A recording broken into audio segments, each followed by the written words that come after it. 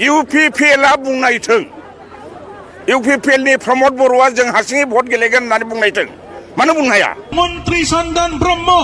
BPF দলের প্রভাবশালী নেতা অসম সরকারের তিনিবাৰৰ কেবিনেট মন্ত্রী হওয়া সন্দান ব্রহ্ম ডাঙরিয়ারও টিকিট নাই गुबुन गुबुन दिनफोरनि बायदि दिनैबो नोंथांमोननि थाखाय मोनसे भिडिअ लानानै फैबाय आसा खालामो नोंथांमोना भिडिअखौ जोबजासिम नायलांगोन आरो भिडिअखौ नायखांनायनि उनाव मा मोनदांथि मोनदों कमेन्टनि गेजेरजों फोरमायहरगोन होननानै बेजों लोगोसेयैनो सोरबाफोर जुदि चेनेलाव गोदानबा आरो चेनेलखौ जुदि मोजां मोनदोंब्ला साबस्क्राइब खालामनानै लागोन होननानैबो मिजिंथिबाय दा बाथ्राया जाहैबाय इलेक्शनाथ' बिटिसि इलेक्शनाथ' फैगौ सेप्तेम्बर दानावनो जागोन होननानै फोसावखानाय दंमोन दा बेखौ लानानैनो जोंनि ओनसोलाव बा बिटिसि ओनसोलाव बा बिटिआर ओनसोलाव माने बिसायख'थिनि बारहावाखौ लानानै गोबां माने सोलिगासिनो दङ जेरैहाय गाव गावबागाव दोलोफ्रा गाव गावबागाव दोलोनि मानसिफोरखौ लानानै सावरायलायबाय थानायखौ नुनो मोनदों आरो सोरबा दोलोनि मानसिया सोरबा दोलोनि मानसिखौ बायदिसिना बुंनाय बेफोरखौबो जों नुबाय थानो मोननाय जादों आरो सोरबा सोरबा लिडारफ्रानो जा बा सोरबा सोरबा भटारफ्रानो जा माने बे दोलोनिफ्राय बै दोलोआव सोलाय सोल' खालामनानै हाबलायबाय थानायखौ जों नुनो मोननाय जादों थांनाय माखासे सम सिगां बिटिसिनि बै समनि डेपुटि चिफ खाम्फा बरगयारी सार आरो बेजों लोगोसे बै समनिफ्रायनो बिपिएफ हान्जाखौ गोख्रोङै दैदेनबोनाय जिहेतु चन्दन ब्रह्म सार आरो ओरै बेराफारसेथिंजाय रेवरेवा नार्जारी सारमोन दा बिथांमोनहा माने बै समाव जरदारै बिपिएफनि दैदेनगिरिमोन नाथाय बिथांमोना माखासे सम सिगां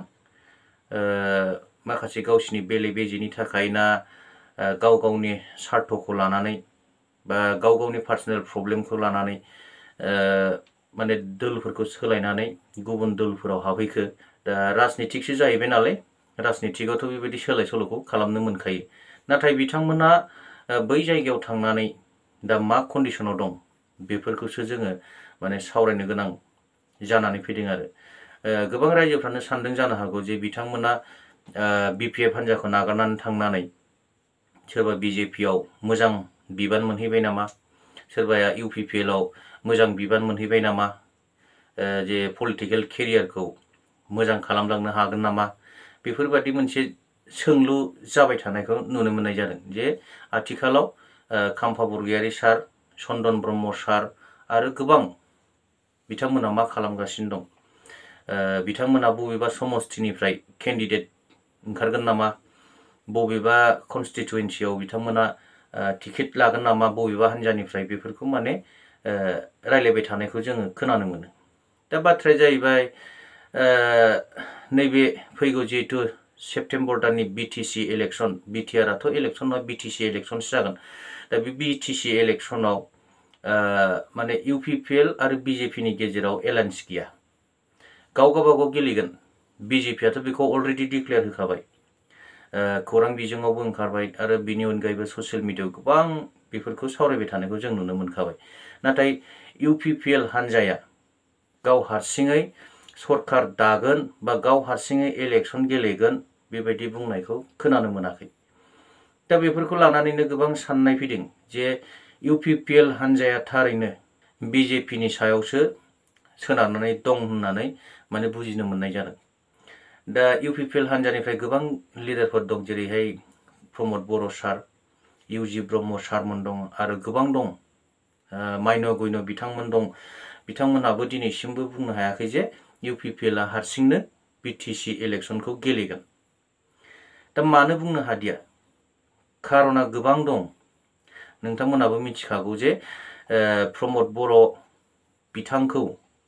बिटिआरनि सिइएम बानायनायानो जाहैबाय बिजेपि आरो बिजेपिआ 5 बोसोरनि थाखाय प्रमद बर' बिथांखौ सिइएम बानायनायनि आन्दोआवबो दं जाहैबाय जे बिटिसिआव बिजेपिआ हाबजेननाय आरो हाबजेननानै बे जायगायाव अरायनि थाखाय माने बिजेपिखौ फोथांनानै लाखिनाय दा बै समाव हाग्रामाजों मानो लोगो जायाखै नोंथांमोनाबो मिथिगौ बिपिएफजों मानो लोगो जायाखै बिपिएफनि आफादगिरि बा बै समनि बिटिसिनि चिफ हाग्रामा महिलारि सारा मा बुंदों जे बिटिसि ओनसोलाव बीजेपी खौ माब्लाबाबो सुबिदा होनाय जानाय नङा। बिटिसिनि बाहेरायाव एसेम्ब्लियावनो जा पार्लियामेन्टआवनो जा बा पन्चायत इलेक्शनावनो जा बेयाव हेफाजाब होगोन बीजेपी खौ, नाथाय बिटिसि ओनसोलनि इलेक्शन बा बिटिसि आव बीजेपी खौ माने रोदा सुनायनि माबाखौ लामाखौ होनाय जानाय नङा होननानै बै समाव बुंदोंमोन। जायनि थाखाय हेमन्त बिश्व शर्मा सार जायनाखि आसामनि गिबि मन्त्रि बिथाङा माने हाग्रामा महिलारि सारनि सायाव दुखु मोननानै हाग्रामा महिलारि सारखौ नागारनानै जेरै मेरैनो फानब्रे फुनब्रे खालामनानै बुरखाय बुसि खालामनानै जोंनि मानगोनां सोमावसारगिरि बर' हारिखौ मोजां मोनग्रा NDFB-फोरखौ लानानै आरो लोगोसे प्रमद बर' बिथांनि दैदेननायाव माने मोनसे गोजोननि मुङाव मोनसे एग्रिमेन्ट खालामनानै दा बिटिसि आव माने रोदा सुनायनि जिहेतु थांखि बेयो जाहैबाय बै समनिनो। दा बिटिसि आव बीजेपीआ हाबग्रोनो हाबाय। हाबखांनायनि उनाव दा बिटिसि आव बीजेपीआ एसे मोजाङैनो गोहोम खोख्लैनो हाबाय। थाखा फैसाजों लोगोसे आरोबाव लोगोसे डेभेलपमेन्टखौबो एसे देखायनो हाबाय। दा बेखौ नुनानै रायजो राजाफोरखौ माने गावसिनि फारसे लांनो हानाय बायदि मोननानै दा बीजेपीआ मा खालामबाय, जोबथारनायाव प्रमद बर' बिथांखौबो नांला, UPPL खौबो नांला, जे हारसिङैनो गेलेनो हासिगोन बिस्रा मोनदांनाय दं। हारसिङै गेलेनानै हारसिंनि क्रेडिटखौ लागोन। देरहाखांनायनि उनाव बा इलेक्शन जाखांनायनि उनाव रिजाल्टनि उनाव सोरखौ सायख'नानै सरकार दानांगौ दानाङा बे बिथांमोननि सायाव थाहैसिगोन। खारन नैबे इलेक्शनाव कुनु मोनसे पार्टिया गाव हारसिङै सरकार दानो हानाय गोहो गैया। नुखाबाय, बायफ्लेजोबखाबाय, हिसाब गैयि माने पलिटिकेल पार्टि दंखासै। दा बिनिखायनो जों साननो नाङा जे बबेबा मोनसे पार्टिया गाव हारसिङै सरकार दानो हागोन। बेखौ मालाबाबो साननानै लाब गैया। नायल' नोंथांमोना नुगोन बबेबा मोनसे पार्टिया बबेबा मोनसे पार्टिखौ लोगो लानानै सरकार दायाबा हाया। बेबाराव माने सिदा सिदिखा आरो बेखौ नुखाबाय आरो नुखानांगोनबो। रायजो राजाफ्राबो बुजिनांगोन जे आथिखालाव मा जादों, बै समाव मामोन आरो उनाव मा जालांगोन बेखौ सिन्था खालामनानै आखायनो पार्टिखौ सायख'नानै ला। सोरजोंबा था बे जेबो बाथ्रा गैया, नो मेटार। किन्तु जेब्लानाखि ओरै नारदामलानाय सम फैगोन होनबा गाव गावबागाव गोसोजों बासिनानै हो, अब्लानो मोजां फिथाइखौ जों मोनगोन। दा गोबाङानो बुंदों आथिखालनि सरकारखौ माने जेरैबायदि मावनांगौमोन मावनो हायाखिसै। गोजोन सान्थिनि मुङाव जाय एकर्डखौ जाय एग्रिमेन्टखौ खालामदोंमोन बेखौबो इमप्लिमेन्टेसन खालामनो हायाखिसै। अब्ला जों मा होनगोन? रायजो राजाफ्राथ' मोनथिगौ, मोनथिबाबो माने मिन्थियै बायदि जाम्बा जाम्बि बायदि जानानै थानाङो। खोनायोब्लाबो बेंगा बायदि, नुयोब्लाबो खाना बायदि, मोनामोब्लाबो माने गन्थं हमथेनानै थानाय बेफोरबायदिसो जानानै दं। दा नायनि मानगोनां चन्दन ब्रह्म सार, खाम्फा बरगयारी सार आरो रेवरेवा नार्जारी सारमोन बादिया दिनै मा कन्डिशनाव दं आरो मा जाहैगोन। एसे भिडिअ क्लिप दङ, नायबानो जाबाय। UPPL बुंनायथों, UPPL नि प्रमद बर'आ जों हारसिङै भट गेलेगोन होननानै बुंनायथों, मानो बुंनो हाया? বিজেপিয়া আমি অকলে ভোট খেলিম বুলি কয়, আমার হাগ্রামাও আমি অকলে ভোট খেলিম বুলি কয়। ইউপিপিএল কিয় নোৱাৰে আমি অকলে ভোট খেলিম বুলি? কাৰণ নাই, বিজেপিৰ অক্সিজেন লৈ চলাই আছে। এতিয়ালৈকে ইউপিপিএলে আমি অকলে ভোট খেলিম বুলি ক'ব পৰা অৱস্থাত নাই। কাইল অৱস্থা এইবাৰ শূন্য হ'ব। জমদুৱাৰ সমষ্টিয়াটোত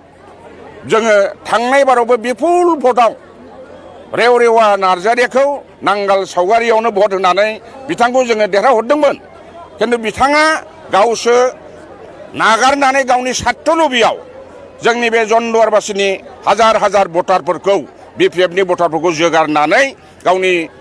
सुबिदा बादि लबिनि थाखाय बिजेपियाव हाबैनानै आरो दा बारस्लायग्रा मोख्रा बालन्दा बादि जों खोनाबावलायबाय इउपिपिएलआव फैलायबाय होननानै दा बेहा जारनि फले बेहा खुनु बाहाय बिथा गैला जारनि फले नोंथांमोना नुगोन जे बिथाङा जेब्लानाखि बिजेपिआव थांनानै गावनि समस्थियाव बेरायफैदोंमोन बिभिन्न गामिनि महिलाफ्रा बिथांखौ हासिब लानानै होसोलायनाय बेबायदि माबा दं दा बिथाङा बाव हाबनो हानायनि परिबेस गैया दा ओंखायनो जन्डुवाराव खाम्फा बरगयारी डाঙरिया আমি সকলোৱে ভাবিছিল খাম্ফা বৰগয়াৰী ডাঙৰা ইউপিপি দলত যোগদান কৰাৰ পিছত আমাৰ চিৰাং জিলা ভংগ হৈ যাব নেকি আমাৰ 14 নম্বৰ চিৰাং দুৱাৰ সমষ্টি এই সমষ্টিখন ভংগ হৈ যাব নেকি খাম্ফা বৰগয়াৰী সাৰৰ পিছত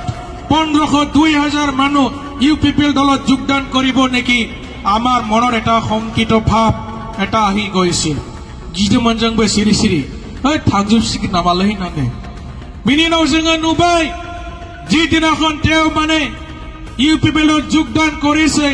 কেৱল মানে 70 জন ব্যক্তি প্ৰাইমাৰী মানে পৰ্যায়ৰ সৰু সৰু নেতা তেখেতৰ পিছত ইউপিপিএল দলত যোগদান কৰিলে